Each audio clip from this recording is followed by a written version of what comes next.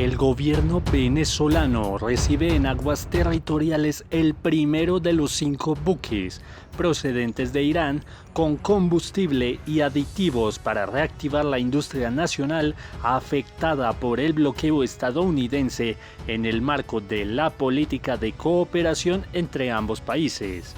5 tanqueros iraníes de nombre Clavel Fortune, Forest, Petunia y Faction, con capacidad de cerca de 1,5 millones de barriles de combustible, inician su arribo a la nación suramericana. Fortuna es el primero en hacerlo. La nación persa y el país bolivariano vienen fortaleciendo una relación en distintos ámbitos, principalmente en materia de energía y salud para la satisfacción de las necesidades de ambas naciones. Tanto Venezuela como Irán, países afectados por las medidas coercitivas unilaterales de Estados Unidos, han denunciado ante organismos internacionales como las amenazas del gobierno de Donald Trump contra ese acuerdo comercial entre dos países soberanos. La Fuerza Armada Nacional Bolivariana anunció que escoltará los buques iraníes desde su ingreso a aguas territoriales venezolanas hasta tocar puertos. Por otra parte, la vicepresidenta ejecutiva de Venezuela indicó que el país se registra un total de 1.010 casos de contagio por el COVID-19 y resaltó que 262 personas ya se han recuperado. Estamos en vivo vía llamada satelital cuando son casi las 9 de la noche, hora local venezolana. Queremos informar que en este preciso momento ya hemos entrado en aguas jurisdiccionales de Venezuela con el primer barco tanquero iraní, el Fortune o la Fortuna, de los 5 que vienen trasladando gasolina para el pueblo venezolano desde hace 3 semanas recorriendo el mundo. Luego que el patrullero oceánico, donde nos encontramos en este momento a bordo de la Armada Bolivariana de Venezuela, siglas Papa Oscar 13, saliera a las 5 de la mañana del territorio venezolano para encontrarse con los barcos iraníes en aguas internacionales y comenzar de esta manera la misión de escolta que está en pleno desarrollo en este momento, como un gesto de agradecimiento al gobierno de Irán por parte del gobierno de Venezuela por su solidaridad y cooperación en momentos que Venezuela, al igual que el país persa, víctima del bloqueo impuesto por Estados Unidos, y la población venezolana está sufriendo las consecuencias, por ejemplo, con la escasez de combustible.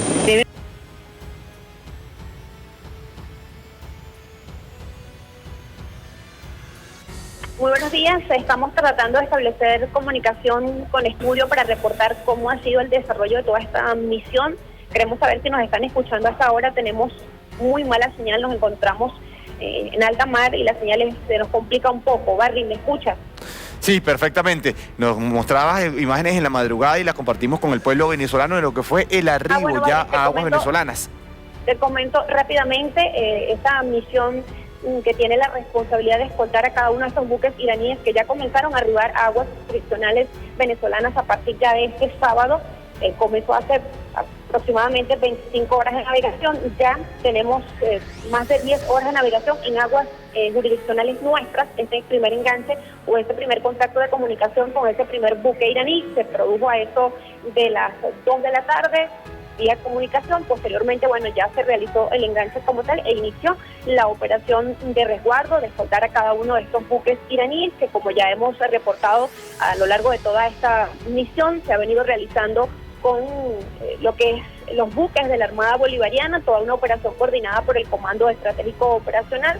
Asimismo, bueno, con todo lo que tiene que ver con la red y con la SODI de la Marítima Insular. Nos reporta a esta hora el vicealmirante jefe de la misión, vicealmirante Aníbal Brito, que toda la operación se ha desarrollado en completa normalidad. No se ha presentado ningún tipo de amenaza en alta mar, ni ninguna amenaza de que hayan estado cerca algunos buques estadounidenses cerca de los buques iraníes. Todo se desarrolló en completa normalidad, en completa paz, podemos decir, y compartir con todo el pueblo venezolano buenas noticias. Acaba de arribar a aguas jurisdiccionales venezolanas, ya nos encontramos específicamente a la altura del estado de Nueva Esparta con ese primer buque escoltado de buque iraní, buque Fortune, que trae el combustible para el pueblo venezolano. Es el primero de 5 que comenzaron a arribar. Recordamos también combustible para todo el pueblo venezolano y también insumos. Nos comentaba el vicealmirante que uno de esos buques trae insumos para reactivar la producción de gasolina en una de las refinerías más importantes de nuestro país, como lo es la refinería El Palito, ubicado en Puerto Caballo, Estado Carabobo, que es el destino final de cada uno de estos buques. Llegarán de allí y allí comienza la distribución de la gasolina. Nosotros a esta hora iniciamos la ruta de navegación, estaríamos estableciendo un nuevo contacto con ustedes a eso de las 8 de la noche, porque como te mencionaba, el problema de la señal en alta mar se nos complica mucho, pero podemos decir esas buenas noticias y además compartir que triunfó la paz, triunfó la cooperación en pleno ejercicio de dos países independientes como Venezuela e Irán, de poder hacer convenios internacionales en esta oportunidad, esos convenios relacionados al tema del combustible, además en pleno ejercicio de lo que tiene que ver con el libre comercio, el libre navegación.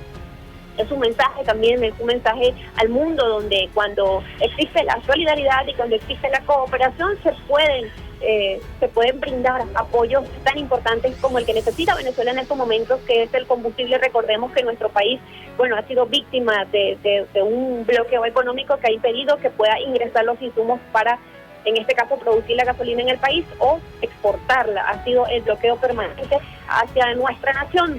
Hoy la República Islámica de Irán tiende esa mano amiga a Venezuela, enviándoles estos 5 buques en esta larga travesía, atravesando el mundo para poder traer estos 5 buques para la gasolina que necesita el pueblo venezolano y continuar con nuestro destino. La vicepresidenta ejecutiva de Venezuela indicó que el país registra un total de 1.010 casos de contagio por la COVID-19 y resaltó que 262 personas ya se han recuperado.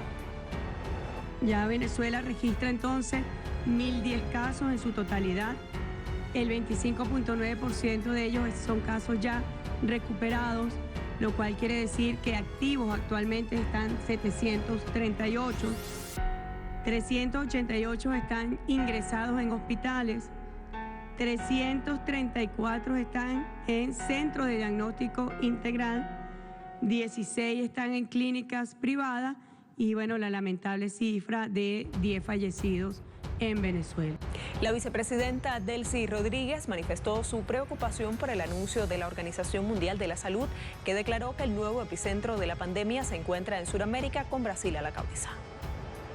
Esta semana la Organización Mundial de la Salud declaró que el epicentro de la pandemia se está trasladando a Sudamérica, particularmente a Brasil, que ya ocupa el segundo puesto a nivel mundial. Al dilema de proteger a la población o impulsar una economía maltrecha, se le suman las desavenencias políticas. Así enfrenta al coronavirus buena parte de América Latina, el nuevo epicentro mundial de la pandemia. El mejor ejemplo es Brasil, donde a diferencia de lo que ocurre en Europa, la COVID-19 está matando a muchos jóvenes, especialmente en los barrios pobres. Vamos a ver muchas más muertes. Esta semana se abrió un hospital de campaña en Heliópolis que ya está recibiendo pacientes y se espera que se llene por completo en un mes. Aunque la mayoría de los casos se concentran en Sao Paulo y Río de Janeiro, el virus se está propagando más rápido en el estado norteño de Pernambuco y en la amplia región amazónica, donde la infraestructura hospitalaria es deficiente.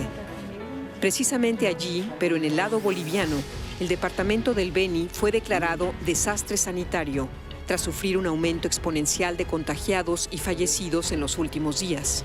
Que hayan cometido corrupción e instruido. El gobierno de Yanine Áñez está en el punto de mira después de que su ministro de Salud fuera detenido y acusado de corrupción por encarecer una compra de respiradores. El Ministerio de Salud continuará trabajando día y noche para salvar vidas y atender la emergencia ocasionada por esta pandemia. mientras los organismos competentes realizan las investigaciones judiciales relacionadas a la compra de los respiradores españoles.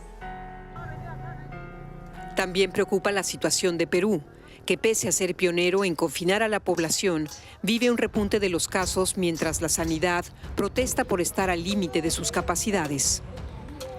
En la capital, Lima, faltan equipos de protección, ventiladores y pruebas de detección. Las unidades de cuidados intensivos se encuentran ya al 80%. Por ello, el Ejecutivo decidió ampliar el confinamiento hasta el 30 de junio, eso sí, con normas más flexibles. Se permite también, a partir de esta prórroga de estado de emergencia, actividades deportivas profesionales que no impliquen contacto físico directo, así como también se permite el fútbol profesional. Más allá fue el presidente mexicano Andrés Manuel López Obrador, quien descartó que pueda llegar a producirse un desbordamiento del sistema sanitario. El país empieza a relajar las medidas de protección, a pesar de que no deja de batir récords de fallecimientos y los hospitales de la capital insisten en que están al borde del colapso. No sé qué está pasando, que no lo están atendiendo, no hay medicamentos, ahorita se están pagando medicamentos carísimos, que aquí normalmente son más baratos. Entre tanto, Argentina cumple 2 meses en cuarentena sin haber alcanzado aún el pico de infecciones. Algo similar ocurre en Chile, donde muchos habitantes de los barrios pobres incumplen estos días el confinamiento para manifestarse y reclamar al gobierno ayudas alimentarias y al desempleo. La excepción en el Cono Sur es Uruguay, que con apenas una veintena de fallecidos reanudará en junio la actividad escolar con clases presenciales.